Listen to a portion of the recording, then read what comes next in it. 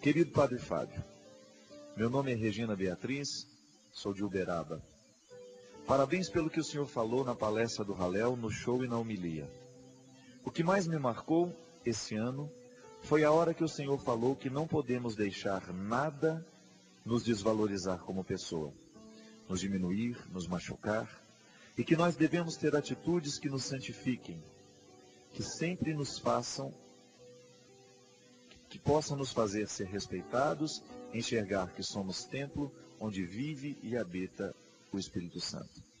Mas gostaria de te fazer uma pergunta, que não pude fazer pessoalmente. O senhor disse que Deus nos fala quando estamos fazendo coisas que vão nos afastar dele. Poderia-se dizer que é a voz da consciência, que é em nós a voz de Deus, Padre? Ou um sentimento de culpa que precisa de reflexão ou revisão de nossos atos? Seria o sofrimento e a angústia que sentimos? Me explica melhor isso, meu querido Padre. Um abraço carinhoso de sua filha, amiga e irmã em Cristo. Regina, consciência, né, é todo o processo. Aliás, no último Kairos que eu preguei aqui, a temática da minha pregação girou justamente em torno desta realidade. Deus ilumina a nossa inconsciência.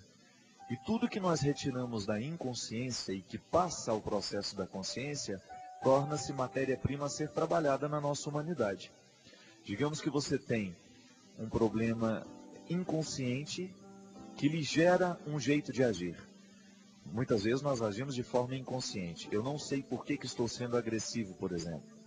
Ajo de forma agressiva. E o motivo dessa agressividade é uma razão inconsciente. Isso é, está registrada lá no fundo do meu cérebro, da minha história passada, de uma série de experiências vividas que ficaram registradas dentro de mim. A terapia que muitas vezes a gente faz com o psicólogo é o processo de trazer a luz da escuridão do inconsciente à luz da consciência. É você começar a saber o mecanismo. Por que você age assim? Saber por que você age assim já é uma boa parte da solução do problema que você tem.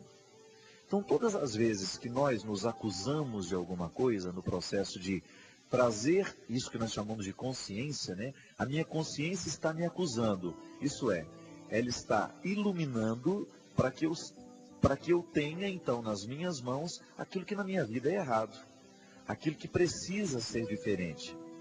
Aí, dessa forma, nós podemos dizer que Deus age pela força da nossa consciência, porque o processo de Deus em nós é sempre acender luzes, para que a gente possa se conhecer. Há um teólogo que eu gosto muito, que chama-se André Torres Queiruga, que diz que a revelação de Deus está intimamente associada à realização humana, de maneira que onde você tem um ser humano realizado, feliz, vivendo uma vida com dignidade, ali Deus está plenamente revelado. Quando nós temos um processo de consciência que nos ajuda a entender o que precisa ser diferente dentro de nós, para nos melhorar, para nos tornar pessoas melhores, mais felizes, mais equilibradas, é claro que ali você tem a manifestação da voz de Deus. Porque Deus, como é que Deus fala na nossa vida? Deus fala através do nosso cotidiano, não é verdade? Você já viu aí você já teve algum sinal miraculoso dessa fala de Deus em sua vida? A maioria das vezes você escuta essa voz de Deus por meio de pessoas que chegam até você, que abrem os seus olhos, isso é, traz da inconsciência. Por que você está agindo desse jeito? Traz da sua inconsciência para a consciência. Muitas vezes Deus age na nossa vida pela força da consciência que alguém nos alertou. Alguém abriu os nossos olhos para que nós pudéssemos enxergar de um jeito diferente. É a consciência sendo clareada pela força de um amigo, pela força de uma pessoa que nos conhece, pela força de uma pessoa que nos auxilia. Isso é bonito perceber, minha filha. Então você tem todo o direito de dizer que a voz da sua consciência, essa que lhe mostra o caminho certo, é a voz de Deus. Só que, aqui está o grande perigo. Uma coisa é você tomar consciência dos seus atos. Outra coisa é você alimentar a culpa dos seus atos. Tome consciência de uma coisa: arrependimento é de Deus, culpa é do diabo.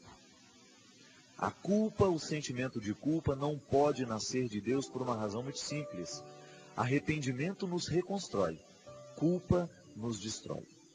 Você já fez a experiência de sentir-se culpada por alguma coisa? Já fez? Não é terrível? E a culpa é infértil por uma razão muito simples. Ela é um processo inconsciente de condenação. A pessoa não se perdoa porque ela tem razões inconscientes para se culpar. Então, de repente, lá na infância, ela não tinha condições de organizar uma informação dentro dela, ela se sentiu culpada. Existem crianças, por exemplo, que se sentem culpadas pela morte dos pais.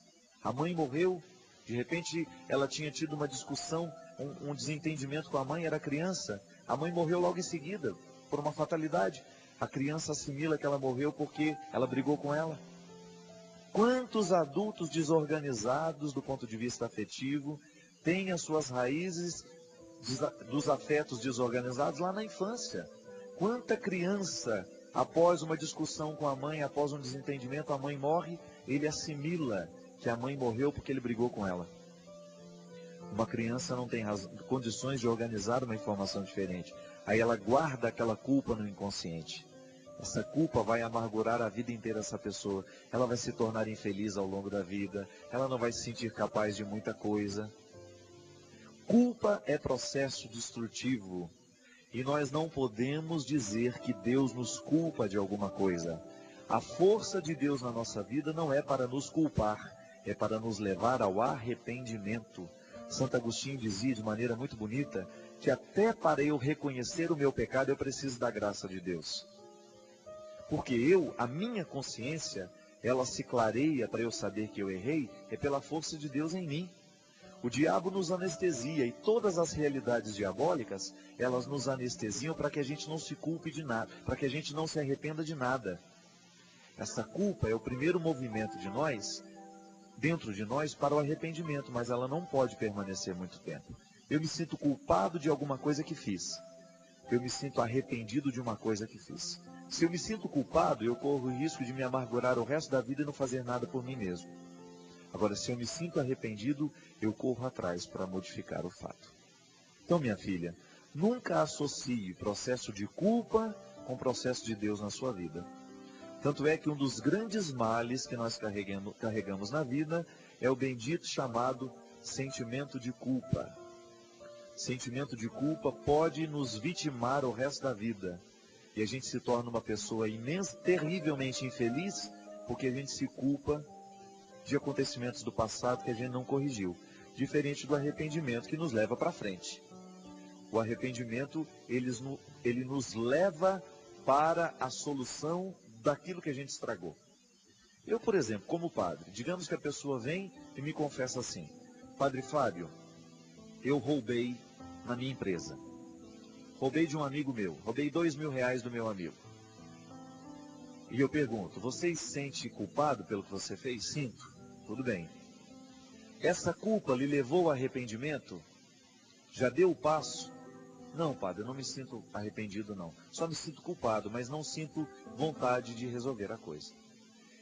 O arrependimento só existe se ele está me confessando isso. Eu não vou mandar rezar um Ave Maria e fica tudo por isso mesmo, não. Vai lá, meu filho, faz um sacrifício, reza 10 Pai Nosso, 10 Ave Maria, que você já está absolvido. Não, isso está errado. A absolvição, ela tem que estar de acordo com o arrependimento. Então, se eu estou arrependido de ter roubado meu amigo, a minha penitência é devolver o meu dinheiro, o dinheiro que eu roubei dele. Porque o arrependimento, ele tem que me levar a uma ação concreta, diferente da culpa. Eu continuo com dinheiro, de vez em quando uma culpa me ocorre e fico por isso mesmo. Não, não é honesto. O arrependimento nos leva a atitudes concretas para corrigir aquilo que a culpa nos acusa. Se eu não tenho disposição de corrigir, eu vou ficar só com a culpa a vida inteira, e essa culpa será absolutamente infértil.